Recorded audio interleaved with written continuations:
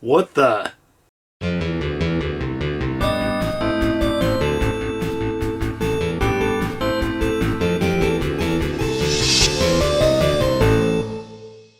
Immortal John Hancock here with a bonus video. Recently I got a PowKiddy X16 from TomTop. You're like, oh, that's a mouthful. Yeah, you're probably looking at it, so what is this? Well, it looks like a Vita. It's the size of a Nintendo Switch, and it has the power of neither. And sometimes I'm curious in the good way, like I think, gosh, I wonder if that can, be a great emulator portable.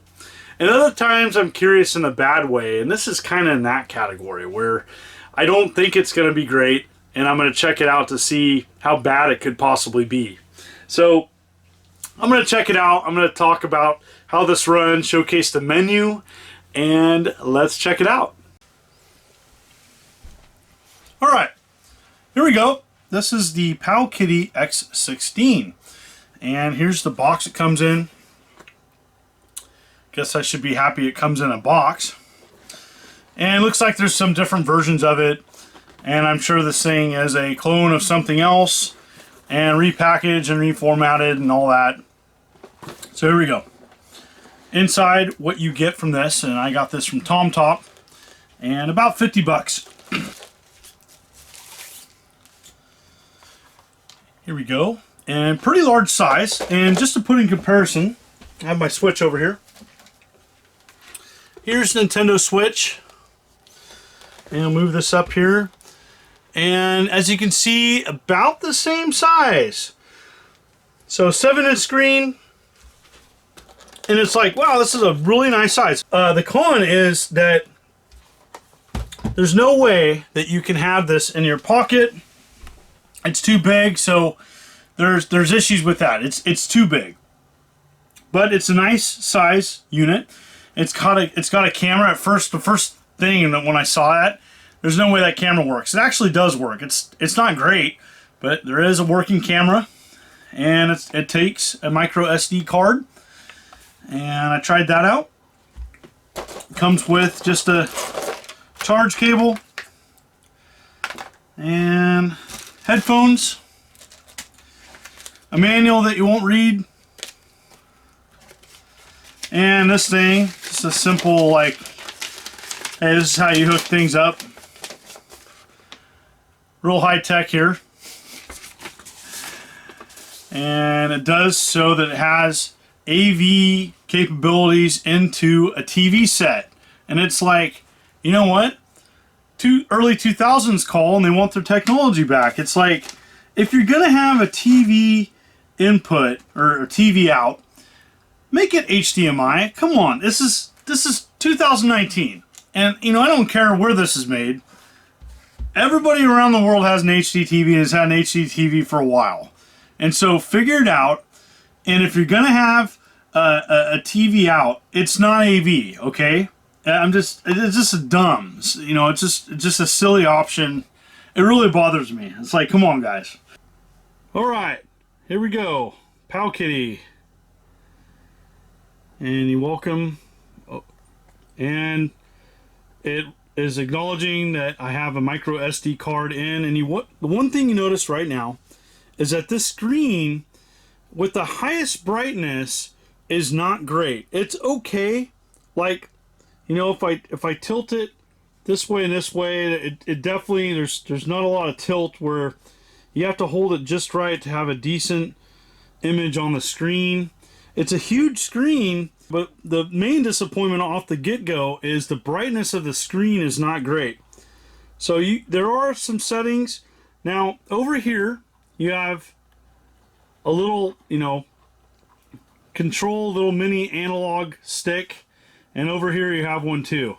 And one thing you notice is when you press down here, this thing does not do good. You can't put a lot of force on this stick here or it just doesn't work. And then you have these little arrow pads, right? I would have really preferred having this just a control pad, but it's these buttons and it's not that comfortable and they're not that great. Same thing on the other side.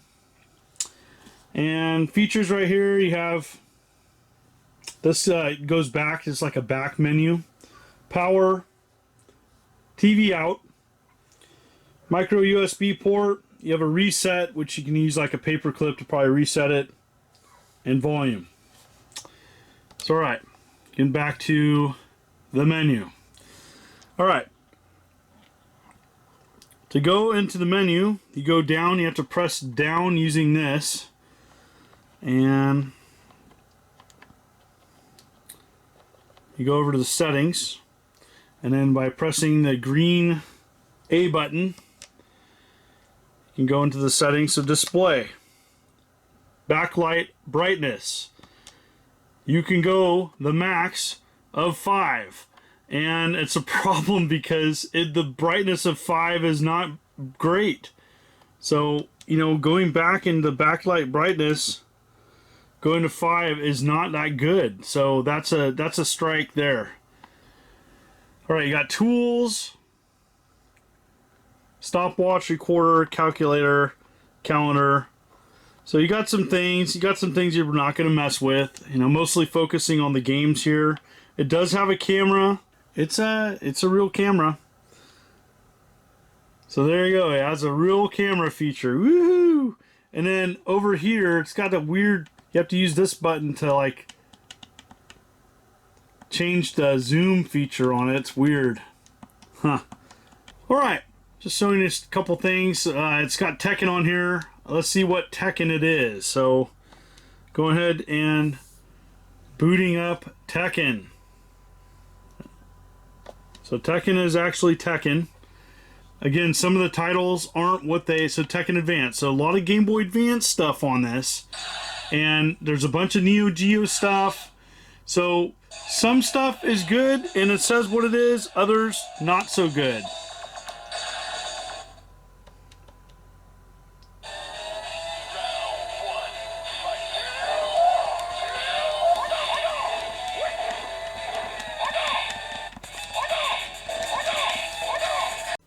I really didn't like this menu system by this handheld.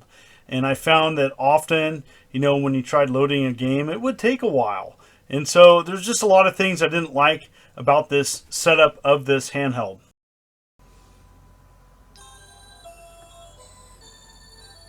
It's got a lot of Metal Slug games, and you can add games to it.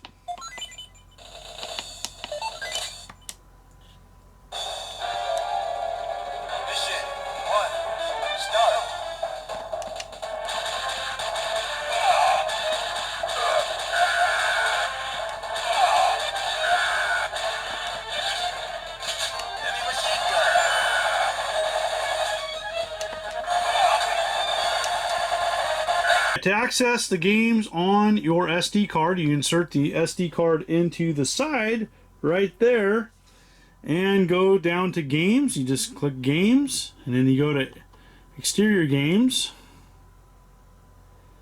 and go to directory list, card directory, and you go down and there's a bunch of stuff. So yeah, you can pick a bunch of things. I just picked some things that I actually used the same SD card that was in the new BitBoy. Let's go ahead and show you Donkey Kong and kind of show it run.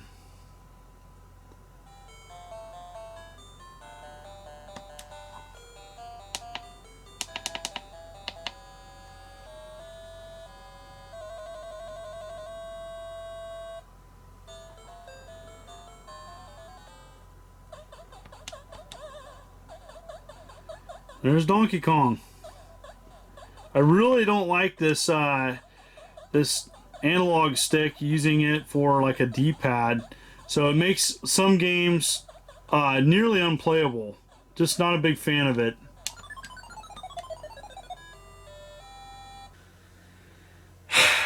So there you have it. Okay, I think overall there's more disappointing features than good features. Yes, it can run classic consoles. It can do Sega Genesis. It can do Super Nintendo. It can do Game Boy, Game Boy Advance, Game Boy Color.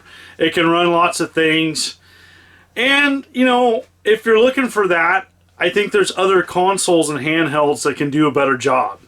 And so it's great that you can add ROMs to it and play them without any weird format. However, there's lots of problems. The brightness of the screen, The AV out feature, you know, I'd rather just not have a feature than have an AV out feature. It's just, in this day and age, in 2019, it's just like, come on, you know. I think that there's some other issues. The menu is atrocious. It's ripping off, you know, several things. I don't know. Overall, it gets my thumbs down. I don't like this product. I don't recommend it, and I think you can get something better elsewhere. So there you have it. That's my thoughts of this device, and I think there's many other things better on the market. Thank you so much for people continuing to tune in to my humble channel as I march towards 50,000 subs. I have fun doing these product reviews, and I look forward to doing many more.